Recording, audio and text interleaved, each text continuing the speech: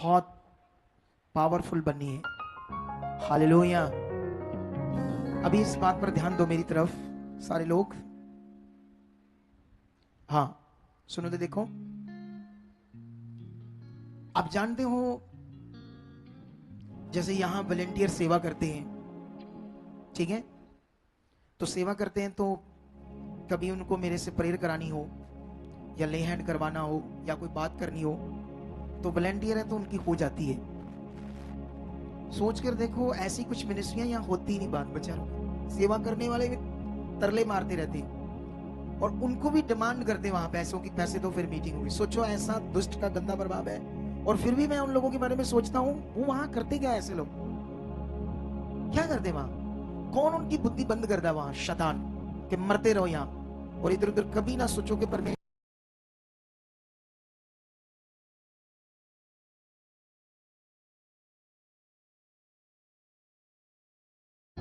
आपके लिए सोचते हैं अच्छा, ताकि आपकी रूह नष्ट ना हो, आप आगे पीछे ना हो जाओ। ऐसी बड़ी फैसिलिटी, ऐसा बड़ा विषय जिस मिनिस्ट्री में हो, वहां परमेश्वर है।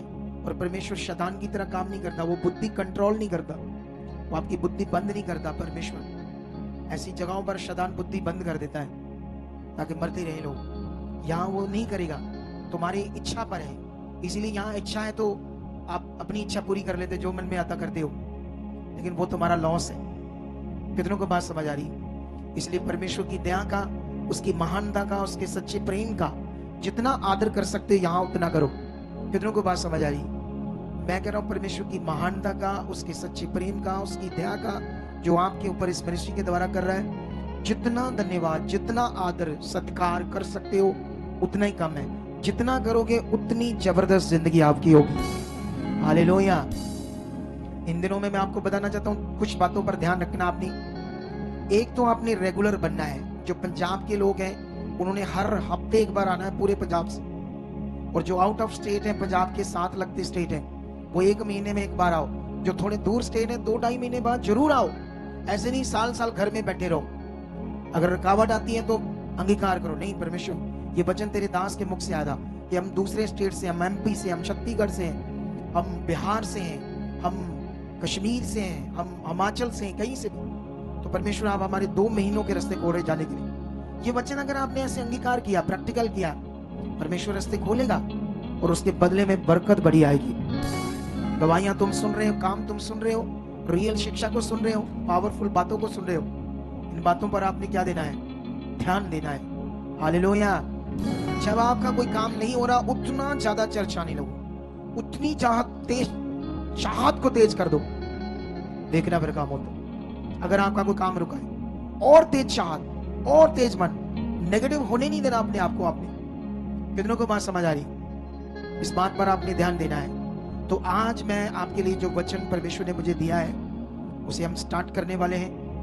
तो इसलिए इसे हम सीखेंगे सब लोग अच्छे से, इन वचनों को, इनका महत्व को। तो आज एक विषय इधर देखो ध्यान से, जिसे हम कहते हैं ज्ञान। इंग्लिश में बोलते हैं नॉलेज, पंजाबी में कहते हैं विद्या। सुनो, ध्यान दो इन बातों पर। ये ज्ञान या नॉलेज बहुत कीमती विषय है, सच्ची। क्या है ये? बड़ा जबरदस्त कीमती विषय, ज्ञान सीखना। आप जानते हो, दुनिया में इसका बड़ा महत्व समझा जाता है। ज्ञान की एक बड़ी इंपॉर्टेंस है दुनिया में। अब लोग इस ज्ञान को प्राप्त करने के लिए शिष्य बनते हैं, बड़ी मेहनत करते हैं, किताबें लेते हैं, किताबें खरीदते हैं, उसे रात दिन पढ़ते हैं ज्ञान इकट्ठा करने के लिए। ज्ञान 2 तरह का है, एक शारीरिक, एक स्पिरिचुअल। कितनों को बात समझ आ रही? एक शारीरिक ज्ञान होता है जिसको दुनिया सीखने के लिए वो भी फायदा देता है शारीरिक दुनिया में, उन्हें बड़ा व्यक्ति बनाता है, किसी को साइंटिस्ट बनाता है, कोई फिलोसफर बनता है, कोई साइकोलॉजिकली शिक्षा का अध्ययन करता है। कितनों को बात समझ आ रही? ये शब्द साइकोलॉजिकली जो टीचिंग होती है, उस बंदे को क्या कहते हैं? पूछना, बताना मुझे इंग्लिश का ये शब्द। सुनो तो ध्यान दो, अभी आप लोगों ने ये ध्यान देना है। और लोग उन सब चीजों को, उस ज्ञान को प्राप्त करने के लिए कितनी मेहनत करते हैं या नहीं करते दुनिया में? कितनी बुक्स पढ़ते हैं, कितनी स्ट्रगल करते हैं। एक बाबा था, उसका नाम था, अगला शब्द थोड़ा सा बोल गया, एक शब्द तो मुझे याद है, ओशो। लेकिन रवीश ओशो में भी ऐसा नाम था उसका।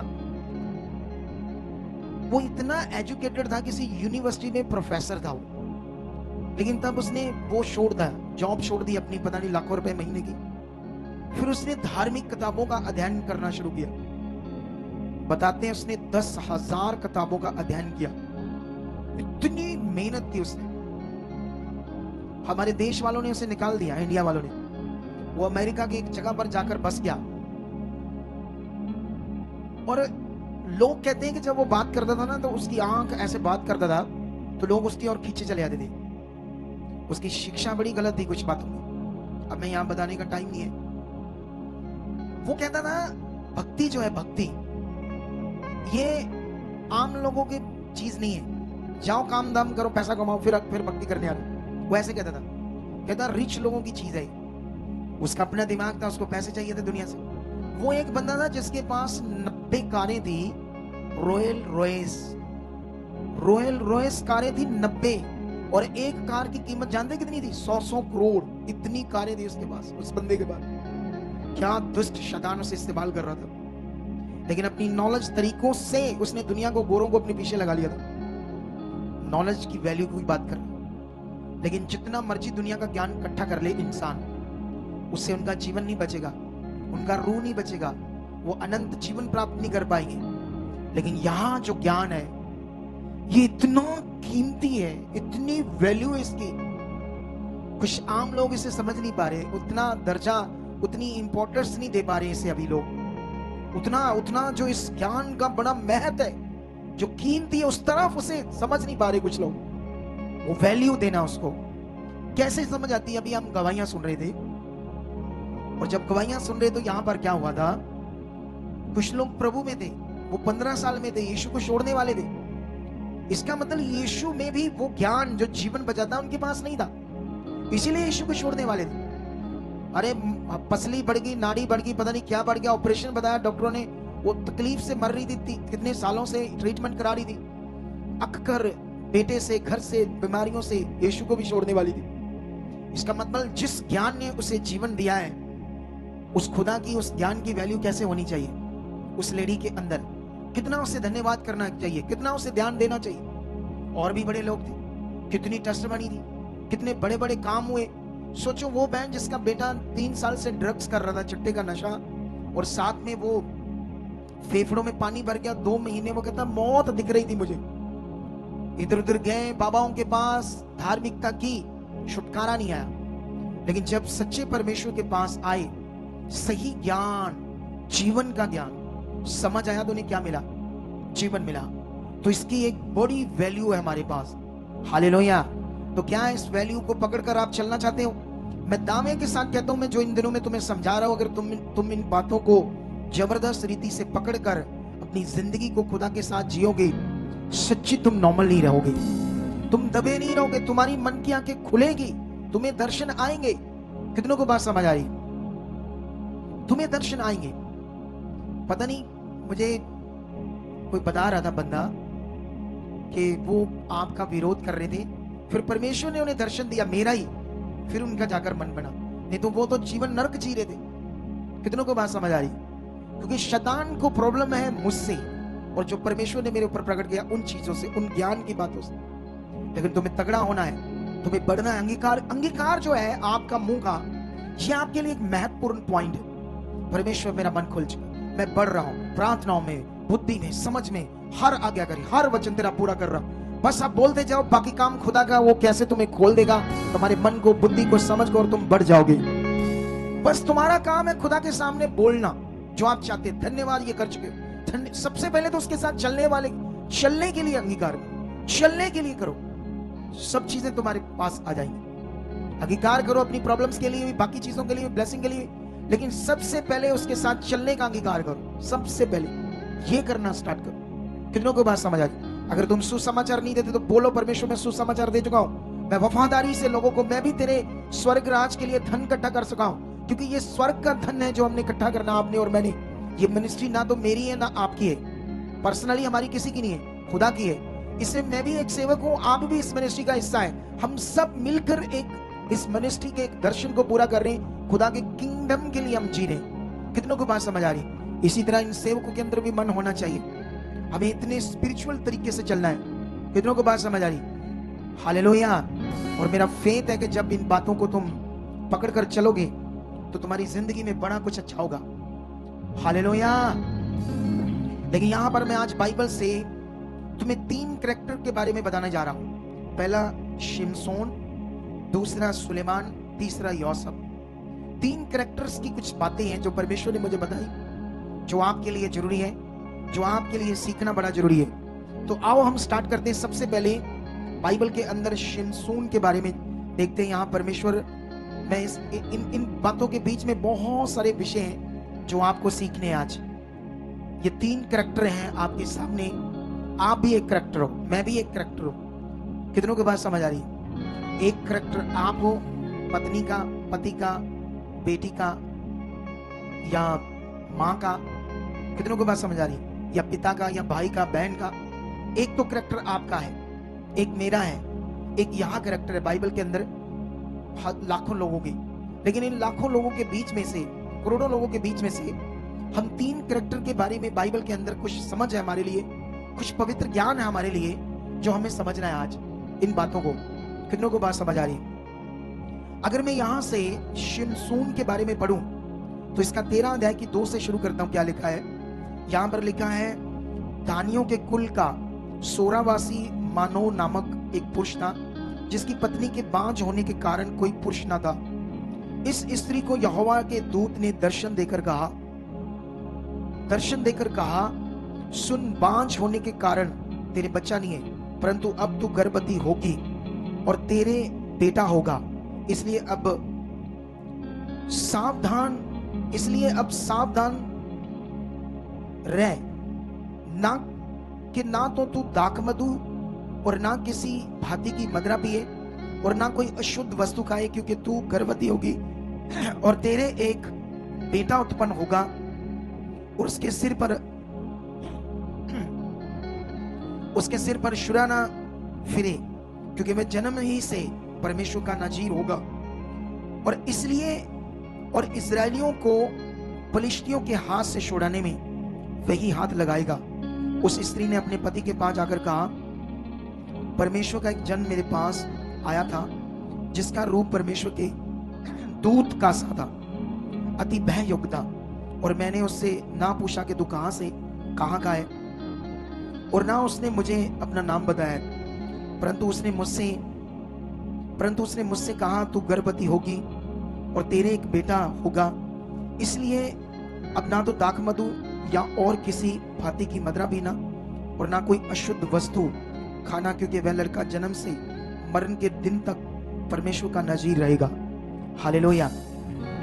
ये जो वचन मैंने पढ़ा, ये शिमशोन के बारे में पढ़ा है, न्यायों की पुस्तक से। हालेलुया। कौन सी पुस्तक से? न्यायों की पुस्तक। पंजाबी में से कैसे बोलते हैं? न्याय बोलते हैं, न्याय। हिंदी में भी न्यायों बोलते हैं। तो ये 13 अध्याय से मैंने 2 से लेकर 7 तक पढ़ दिया आपके लिए। सुनो, ध्यान दो इधर सारे। ये एक परमेश्वर का जन, सोरावासी मानो नामक का एक पुरुष था और उसकी पत्नी बांझ थी। लेकिन सर्वशक्तिमान परमेश्वर का एक स्वर्गदूत उसके पास आता है और आने के बाद उसे एक गुड न्यूज देता है कि तू गर्भवती होगी, तेरे एक बेटा होगा, और जो बेटा होगा वो गर्भ से ही परमेश्वर का नाजीर का मतलब एक पवित्र जन, परमेश्वर की इच्छा पूरे करने वाला। कितनों को बात समझ आ रही?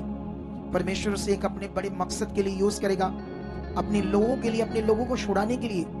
जैसे मैं भी क्या कर रहा हूं, परमेश्वर के लोगों को छुड़ा रहा हूं, ये छुड़ाने का काम है। उस तरफ और काम था, आज और है। कितनों को बात समझ आ रही?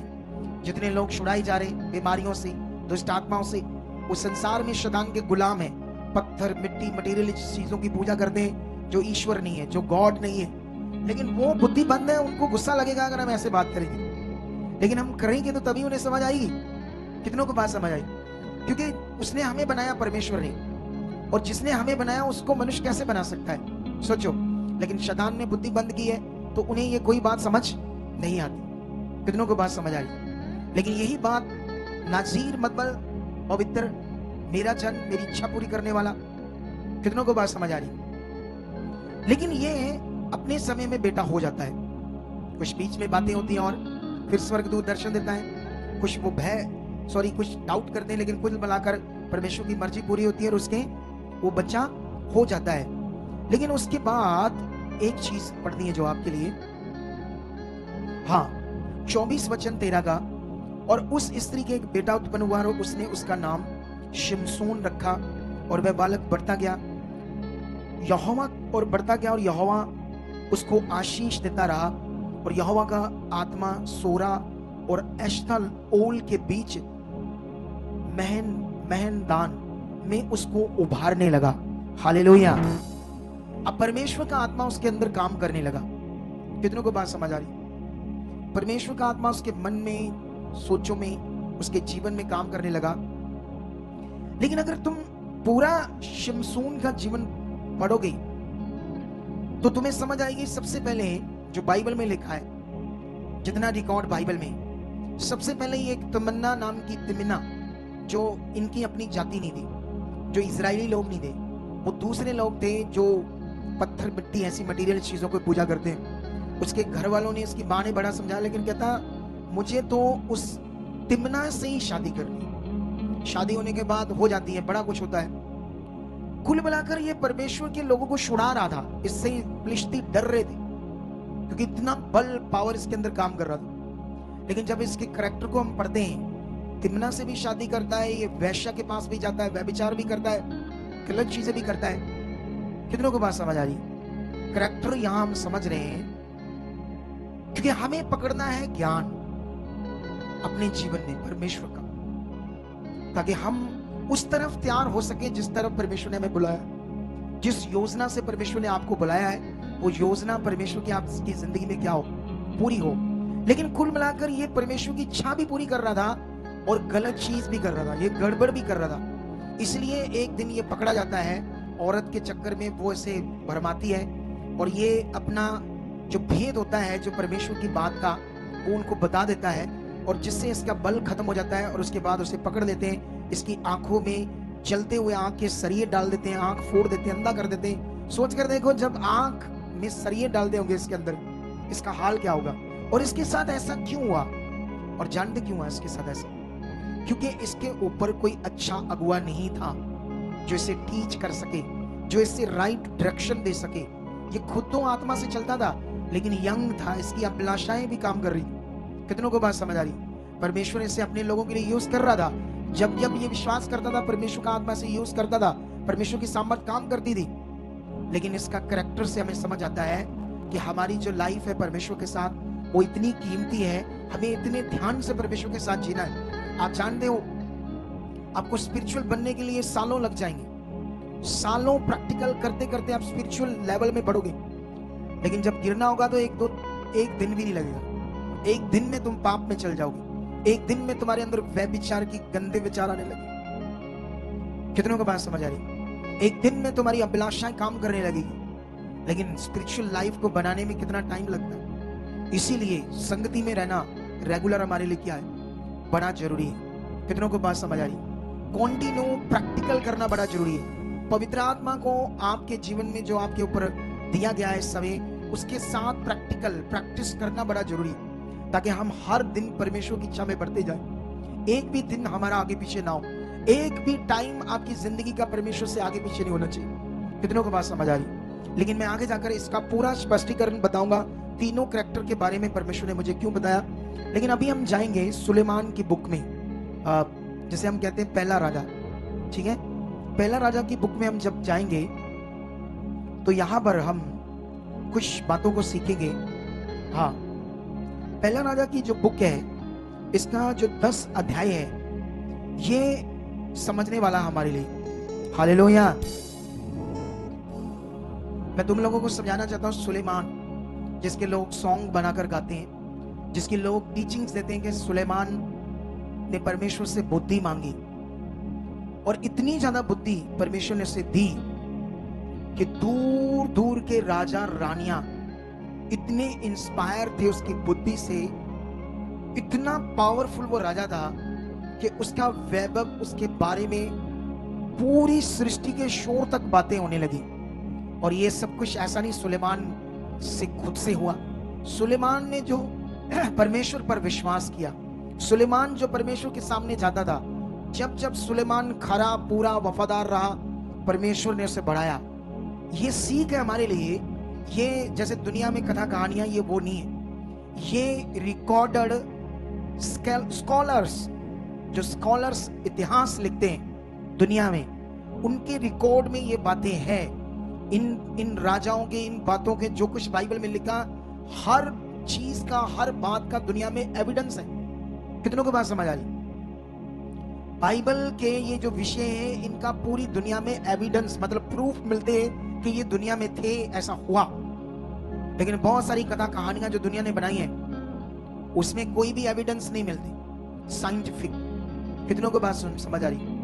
थोड़े दिन पहले मैं किसी की इंटरव्यू सुन रहा था, कुछ लोगों की।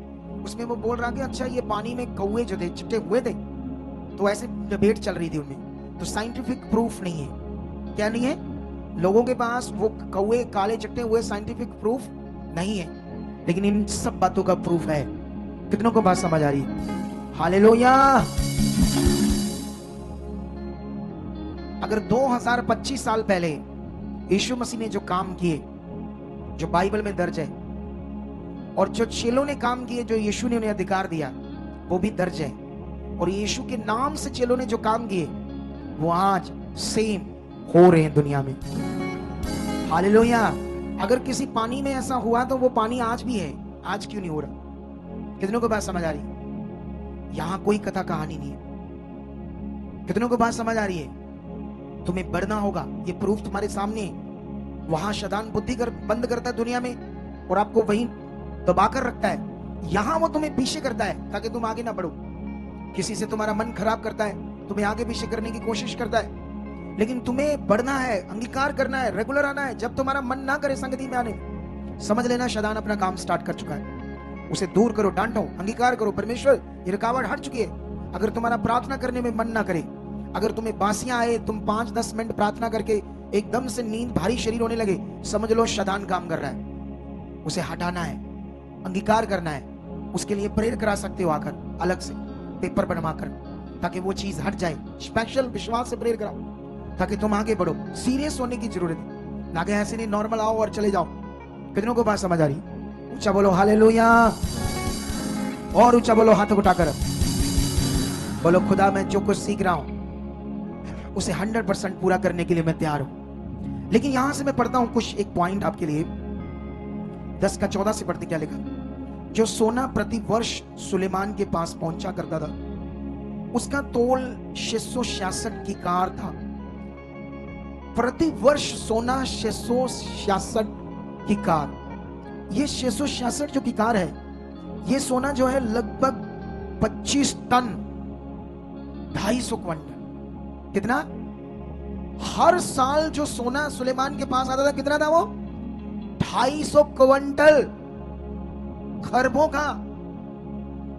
कौन दे रहे थे? कहां से आ रहा था? क्यों इतना वैभव बढ़ रहा था? क्यों? क्योंकि परमेश्वर की बुद्धि, परमेश्वर का अनुग्रह। तुम्हें एक सर्वशक्तिमान खुदावंत के साथ, अगर वो फेफड़ों को साफ करके 3 साल का चिट्टे का नशा छुड़ाकर मौत से बाहर ला सकता है, और तुम्हारे जीवन को जबरदस्त बना सकता है। जबरदस्त बनने के लिए तुम्हें सीरियस होना पड़ेगा, तुम्हें अच्छी प्रेयर में आना पड़ेगा, अच्छा वचनों का अध्ययन में आना पड़ेगा। आप बैठे, सुसु आ गया, 3-4 बार बाहर चल गए, ढीले ढीले से बाहर अंदर जा रहे, ढीला ढीला जीवन तुम्हारा। ये सुसु वाला जो सिस्टम है ना आपका, सही कर लो इसको। अरे क्या करते तुम लोग? कितनी बार तुम्हें सुसु आता है, मुझे समझ नहीं आती। ये संडे भी मैं डांट लगा रहा था। अभी सीरियस होने का टाइम आ गया। देखो, इस्राइल और ईरान की जंग लगी है। ये जंग तो कई बार चल रही है, ये सब कुछ बाइबल में लिखा है। तुम्हें पता होना चाहिए इजराइल क्या है। ये इजराइल जो बाइबल में सारा कुछ लिखा है, इजराइल का नुकसान हो रहा है इन दिनों में। वाई? मैं बताऊंगा आपको क्यों। क्योंकि ये जंग उनको लड़ने के लिए परमेश्वर ने नहीं कहा। ये वही इजरायली लोग हैं जिन्होंने उस समय भी यीशु मसीह को नहीं माना, और आज भी उन्हीं के देश में यीशु मसीह की सारी बातें हैं। वहां यीशु मसीह ने जो कुछ कहा उसके इतिहास की वो सब बातें, जर्दन नदी, यीशु का क्रॉस पर चढ़ना, वो जगहें सब बनी हुई, वहां चर्च बने हुए। लेकिन आज भी वो यीशु की तरफ मन नहीं फिरा रहे। यहूदी लोग फंस रहे हैं आज जंग में। कितनों को बात समझ आ रही? ये बुद्धि की जंग है, आत्मा की जंग नहीं है। उन्हें जरूरत है यीशु मसीह की, इस सुसमाचार की यहूदियों को। लेकिन वो मन नहीं फिराया, उस समय भी नहीं फिराया, आज भी नहीं फिरा रहे। कितनों को बात समझ आ रही? ये सब कुछ जो बाइबल में लिखा पृथ्वी पर होना है। बाइबल के अंदर विश्व युद्ध के बारे में लिखा है। अभी वो युद्ध नहीं है, लेकिन होना है। आने वाले टाइम में सब कुछ खत्म हो जाएगा उस विश्व युद्ध में। अरे हर भविष्यवाणी पूरी हो रही है। दुनिया के ग्रंथों में कोई शैतान का नाम लोगों के पास नहीं है, स्वर्गदूतों का नाम नहीं है, पवित्र आत्मा का नाम नहीं, कोई हीलिंग का नाम नहीं। इतनी बड़ी बातें सुनने के बाद तुम्हारा जीवन मन कितना सीरियस होना चाहिए खुदाबंद के साथ। यीशु ने 2025 साल पहले कहा, मेरे नाम के कारण लोग तुमसे बैर रखेंगे। क्या ये पृथ्वी पर हो रहा है या नहीं हो रहा? अगर तुम्हारे पास कोई भगवान है, पावर है, तो तुम इस्तेमाल करो। लड़ते क्यों, झगड़ते क्यों, तुम्हें डर क्यों है? क्योंकि यही वो सच्चाई है जो पूरी दुनिया को जीवन देगी। हालेलुया! कितने लोगों को बात समझ आ रही है आज? फिर रेडी हो जाओ, सोच कर देखो आगे बढ़ते क्या लिखा। ये यहां बड़ी बातें आपके सीखने के लिए। इसके अतिरिक्त सुदागरों से और व्यापारियों से, लेन देन से, और अरब देश के सब राजाओं और अपने देश के गवर्नरों से भी बहुत कुछ मिलता था। राजा सुलेमान ने सोना गढ़वाकर, अभी अगर यहां से पढ़ते जाएंगे तो कितना ज्यादा धन दौलत पैसा आ रहा था, उसका रिकॉर्ड है। लेकिन यहां से जो पावरफुल बात मैं तुम्हें समझानी वो ये बात है 23 में लिखा है, इस प्रकार राजा सुलेमान धन और बुद्धि में पृथ्वी के सब राजाओं से बढ़कर हो गया, और समस्त पृथ्वी के लोग उसकी बुद्धि की बातें सुनने को जो परमेश्वर ने उसके मन में उत्पन्न की थी, सुलेमान का दर्शन पाना चाहते थे। वे प्रति वर्ष अपनी अपनी भेंट अर्थात चांदी, सोने के पात्र, वस्त्र, सुगंध, घोड़े, खच्चर ले आते थे। ये वचन तुम्हारे लिए सबसे इंपॉर्टेंट है, ये जो मैंने पढ़ाया। सुनो तो देखो, मेरी तरफ ध्यान दो। यहां पर क्या हो रहा है? इतनी जबरदस्त बुद्धि थी उसके पास जो परमेश्वर ने उसे दी। उस बुद्धि के कारण जो उसका राज्य था, किंगडम था, इतना पावरफुल था कि दूसरे राजा उससे मिलना चाहते थे, भेंट करना चाहते थे, सुनना चाहते थे, समझना चाहते थे बुद्धि की बातों को। जो मैंने शुरू से तुम्हें बताया, ज्ञान एक बड़ा इंपॉर्टेंट विषय है। इस दुनिया में लोग ज्ञान को प्राप्त करने के लिए किताबें, शिष्य बनते, इतनी स्ट्रगल, मेहनत करते हैं। लेकिन संसार का ज्ञान से भी लोगों को फायदा होता है, लेकिन जीवन उससे नहीं बचता। पैसा आ सकता है, टैलेंट हो सकता है, बड़ा व्यक्ति बन सकता है, बहुत बड़ा पैसे वाला बन सकता है, बड़ी बड़ी गाड़ियां, बहुत कुछ हो सकता है संसार के ज्ञान से, लेकिन जीवन प्राप्त नहीं कर सकते। एक्सीडेंट से नहीं बच सकते, बीमारियों से नहीं बच सकते, मौत से नहीं बच सकते। सोचो ये राजा लोग उसकी बुद्धि, ज्ञान की बातों को सीखकर अपने देश, अपने राज्य को भी तगड़ा करना चाहते थे, अच्छा करना चाहते थे। इसलिए उसका दर्शन पाना चाहते थे कि वो चंद टाइम हमें मिले, जिसके बदले सोने के पात्र, सोने की चीजें, घोड़े तक ऐसे भेंट में चीजें लाते थे कि हम मिले, वो हमें कुछ बताएं और हम आगे बढ़े।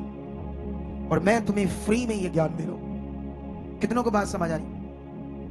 फ्री में, इसका मोल नहीं ले रहा, इतना कीमती ज्ञान दे रहा हूं। आप जानते हैं इस दुनिया में वैसे फ्री की किसी चीज की कोई वैल्यू नहीं होती दुनिया में, सच्ची। आप जानते हो बड़ी बड़ी कंपनीज होती है, उनकी चीजें इतनी महंगी क्यों होती है? उनके ब्रांड का जो नाम है, उनकी चीजें जो महंगी, उसकी वैल्यू होती है लोगों के सामने। लोकल प्रोडक्ट जो होते हैं, लोग कहते हैं लोकल प्रोडक्ट है, ये ब्रांड नहीं, ये कंपनी नहीं। महंगा भी वो लेते हैं क्योंकि समझते हैं ये कुछ है। फ्री की वैल्यू नहीं होती। लेकिन मैं, मेरे हाथ बंधे हुए, मैं इसका मोल नहीं ले सकता क्योंकि परमेश्वर मुझे मना करता है। कितनों को बात समझ आ रही? लेकिन इसके बदले तुम्हें अपना मन खोलना होगा। इसके बदले अपने बीजों को डालो, भेंट चढ़ाओ, परमेश्वर के सामने आओ कि परमेश्वर, इसके बदले हम तेरा इज्जत करते, तेरा आदर करते। कितनों को बात समझ आ रही? इसे कीमती समझो, ये जो जीवन की बातें तुम सुन रहे हो। हालेलुया!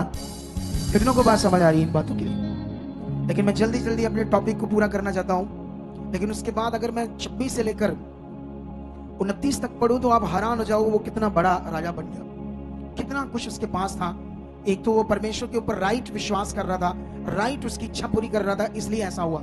लेकिन परमेश्वर ने उसे मना भी किया था बड़ी बातों से कि ये तेरी जिंदगी में नहीं चाहिए। एक दिन जब उसका वैभव बढ़ गया तो उसकी अपनी जो रानियां थी अपने कुल की, लेकिन उसके दूसरे कुल की दूसरे देशों से जो उसका व्यापार था, आना जाना था, जब उनकी रानियों को देखता था उसके दिमाग में गलत विचार आते थे, अभिलाषाएं आती थी सुलेमान की। बाइबल में ये पढ़ता हूं मैं आपको 11 से। परंतु राजा सुलेमान फिरौन की बेटी और बहुत सी विजायती स्त्रियों से जो मोवाबी, अम्मोनी, इदोमी, सिदोनी और हित्ती थी प्रीति करने लगा। वह उन जातियों की थी जिसके विषय में यहोवा ने इजराइलियों से कहा था, तुम उनके मध्य में न जाना और ना वह तुम्हारे मध्य में आने पाए। वह तुम्हारा मन अपने देवताओं की ओर निस्संदेह फेरेंगी। उन्हीं की प्रीति में सुलेमान लिप्त हो गया। एक गलत चीज अपनी जिंदगी में ले आया सुलेमान राजा, इतना पावरफुल राजा। जब तक तुम परमेश्वर के साथ उसकी इच्छा में रहोगे, शैतान क्या, उसका बाप क्या, मरिया क्या, कोरोना वायरस क्या, आने वाली जितनी भी महामारियां होंगी तुम्हें छू भी नहीं पाएगी जब तुम परमेश्वर के साथ हो। कितनों को बात समझ आ रही? हालात आने का बड़ा कारण तुम खुद होते हो। ढीले होते हो, नॉर्मल होते हो, नॉर्मल मन से आते हो, नॉर्मल तरीके से चलते हो, जो सीखा उस पर ध्यान ना देना, ये तुम्हारे ऊपर होता है।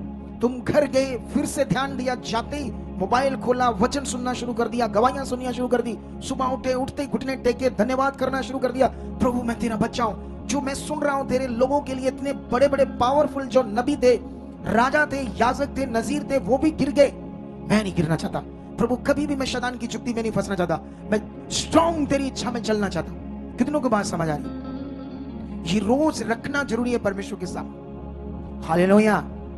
मैंने तुम्हें 2 कैरेक्टर पढ़ाए, लेकिन जो मैं अब कैरेक्टर पढ़ाने वाला हूं वो है यूसुफ, जिसे सलूट है कि वो पाप में नहीं गिरा। हालेलुया। आज दुनिया के लिए एक नमूना बन गया, अपने लोगों के लिए एक बड़ा जबरदस्त एक कैरेक्टर बन गया, उस पवित्र जीवन और विश्वास का, उस भरोसे का, जिसके जीवन से हम सीख सकते हैं उन बड़े विषय को जो उसकी जिंदगी से बाहर आता है। कितनों को बात समझ आ रही है?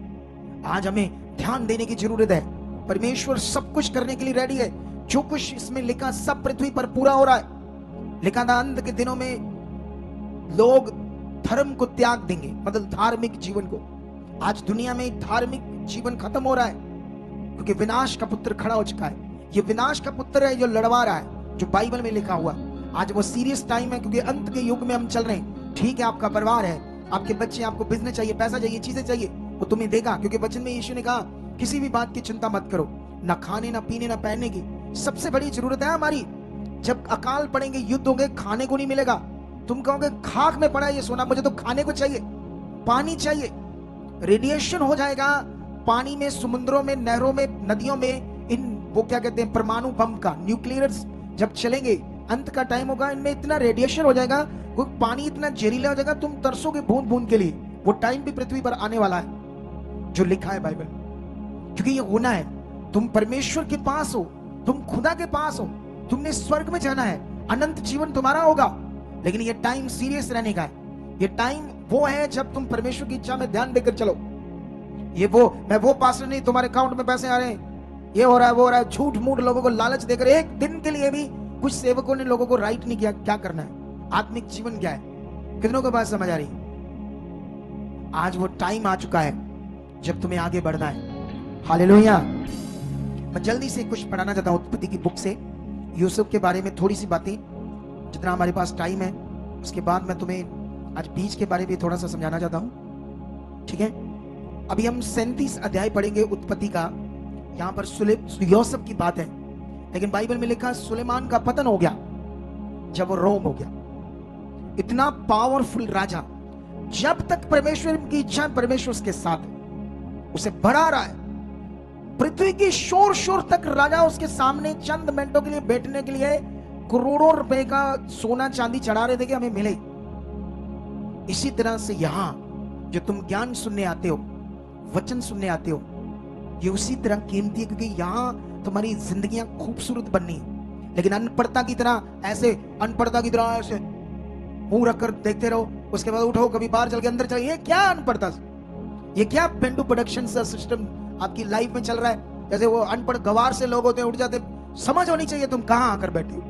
ये पवित्र हजूरी है खुदाबंद की, भय होना चाहिए तुम्हें खुदा का। फिर देखो जिंदगी कैसे स्वर्ग बनती। जिस दिन इन बातों में सीरियस होने लगोगे, तुम्हारे अंदर रोग नहीं होगा, कैंसर तक हवा में उड़ जाएगी, तुम्हारे बंद रास्ते खुल जाएंगे। जिस दिन ये बातों के ऊपर तुम्हारा मन रहने लगा, तुम ध्यान देने लगे, तुम सीरियस होने लगे, तुम्हें आज जरूरत है सीरियस होने की।